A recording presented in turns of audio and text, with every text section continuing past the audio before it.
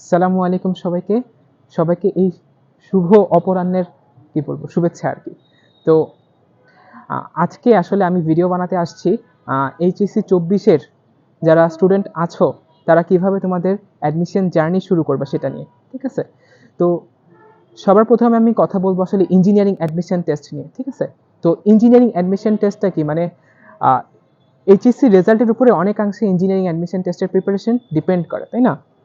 তো তোমরা তো জানো যে বুয়েটের রিকোয়ারমেন্ট সবসময় একটু অদ্ভুত থাকে বলা যায়।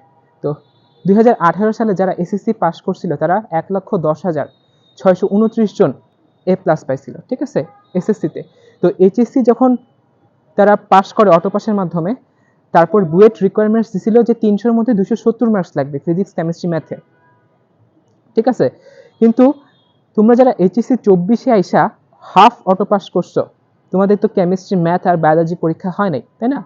তো তোমাদের এইটুকু রেজাল্ট যদি এসএসসি থেকে আনে এবং সেই পার্সপেক্টিভে যদি তোমাদের বুয়েট রিকোয়ারমেন্ট সেট করে, তাহলে বুয়েট কেমিস্ট্রি, ম্যাথে 95% বা তার উপরে মার্কস চাইবে, বুঝছো?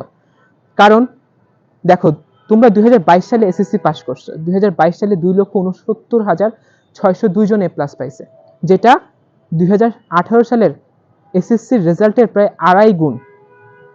জিপিএ 5-এর দিক দিয়ে 2.5 গুণ বেশি তোমাদের কি জিপিএ 5 পাইছে, তাই না? তো তোমাদের রিকোয়ারমেন্টস তো ডেফিনেটলি একটু বাড়বে। তো কেমিস্ট্রি, ম্যাথে যারা এসএসসিতে 95% বা তার উপরে মার্কস পাইছো আর আশা করতে পারো যে এইচএসসিতে জিপিএ 5 পাওয়া যাবা এবং ফিজিক্সে এ প্লাস পাবা, তারা চোখ বন্ধ করে আসলে বুয়েট অ্যাডমিশন টেস্টের জন্য প্রিপারেশন নিতে পারো। আর যারা এইটুকু ক্রাইটেরিয়া ফিল আপ করতে পারবা না, তাদের আশাহত হওয়ার কিছু নেই। ইঞ্জিনিয়ারিং মানে তো শুধু বুয়েট না, তাই না? ইঞ্জিনিয়ারিং মানে কি সিকিউরিটিও আছে, আইইউটি আছে, এমআইএসটি আছে, সাস্ট আছে, বুটেক্স আছে, তাই না? তোমরা এই জায়গাগুলোতেও কি ডেফিনেটলি প্রিপারেশন নিতে পারবা। সিকিউরিটি কি এ প্লাস পাইলেই তোমরা পরীক্ষা দিতে পারবা। সিকিউরিটি 33,000 জন স্টুডেন্ট পরীক্ষা দিতে পারে। অনেক সময় দেখা যায় কি 33,000 আবেদনই পড়ে না, তাই না? তো তোমরা তোমাদের পরীক্ষা কেমন হয়েছে নিজেরা সবচেয়ে ভালো জানো। তো তোমরা সেইভাবে প্রিপারেশন নিবা, ঠিক আছে? আর ইঞ্জিনিয়ারিং প্রিপারেশনের একটা পজিটিভ দিক কি জানো?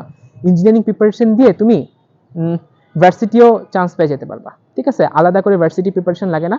ইঞ্জিনিয়ারিং প্রিপারেশন দিয়ে ভার্সিটিতে ইজিলি চান্স পাওয়া যায় এবং অনেক যারা ব্রিলিয়ান্ট তারা ইঞ্জিনিয়ারিং প্রিপারেশনের মাধ্যমেও মেডিকেলেও চান্স পেয়ে যায়, ট্রিপলেট হয়ে যায় তারা। এগুলো রেয়ার কেস, বাট হয়, ইম্পসিবল না আর কি। তো এরপরে আসে যারা ভার্সিটি প্রিপারেশন নিবা, ঠিক আছে? তো ভার্সিটিতে তোমার এসএসসিতে জিপিএ 5 আর এইচএসসিতে যদি তুমি জিপিএ 5 কনফার্ম করতে পারো, তাহলে ভার্সিটি প্রিপারেশন নিতে পারো। কারণ ভার্সিটির খুব একটা ক্রাইটেরিয়া ওভাবে আসে না যে পরীক্ষা দিতে পারবো কি পারবো না, এরকম খুব একটা এফেক্ট ফেলে না। ঠিক আছে? ওই আর কি জিপিএ মার্কসের মাধ্যমে যতটুকু মার্কস আসে ওইটাতে একটু এফেক্ট ফেলতে পারে, আদারওয়াইজ আর কোনো এফেক্ট নাই। এরপরে মেডিকেল অ্যাডমিশন টেস্ট তো তোমরা জানোই। যারা আসলে এসএসসি এইচএসসিতে জিপিএ 5 পাবা তারা ওই 200 মার্কে 200 পেয়ে যাবা। আর বাকি 100 মার্ক হচ্ছে 1 ঘন্টা পরীক্ষার মাধ্যমে তোমাদেরকে পাস করে আসতে হবে। তো আশা করি তোমরা বুঝতে পারছো যে তোমাদের কোন দিকে আগানো উচিত, কার কিরকম রেজাল্ট হবে, কার কিরকম স্বপ্ন, কার কিরকম অ্যাম্বিশন, এগুলো সবকিছু বুঝে শুনে তোমরা তোমাদেরকে ফার্দার প্রিপারেশনটা নিবা। ঠিক আছে? তো হোপফুলি তোমাদের এই প্রিপারেশনটা সুন্দর মতন হবে। আমার ভিডিও যারা দেখতেছো, যাদের কাছে আমার ভিডিওটা পৌঁছাইতেছে, তারা সবাই তোমাদের কাঙ্ক্ষিত যে ডেস্টিনেশন সেই ডেস্টিনেশনে পৌঁছাও, আমি এটা চাই। তো আজকে আমি আমার ভিডিও শেষ করতেছি। যদি তোমাদের কোনো জায়গায় কোনো কনফিউশন থাকে যে ভাই এই জায়গাটুকু বুঝি নেই, আমাকে তোমরা ইনবক্সে নক দিতে পারো, কোনো সমস্যা নাই। আরেকটা কথা, বুটেক্স আর আইইউটি যারা আছে, বুটেক্স আর আইইউটি ওদের ডিমান্ড আরেকটু বেশি থাকে। ঠিক আছে? তো ওরা কি করবে এটা বুঝতে পারতেছি না, বাট সময় আসলে আসলে সব বুঝে যাবা তোমরা। ঠিক আছে? তো আজকের ভিডিও এতটুকু পর্যন্তই। আশা করি তোমরা আমার কথা বুঝতে পারছো, কার কোন দিকে যাওয়া উচিত, কার কি করা উচিত সেটা নিয়ে আমি একটা ধারণা দেওয়ার চেষ্টা করছি মাত্র। তো আজকের মতো আসি। যে কোনো কনফিউশন থাকলে অবশ্যই আমাকে ইনবক্সে জানাবা, কমেন্ট বক্সে জানাবা। আমি আশা করি কোনো না কোনো সলিউশন দিতে পারবো বা সিদ্ধান্ত দিয়ে দিতে পারবো কি করা উচিত। তো আসসালামু আলাইকুম সবাইকে।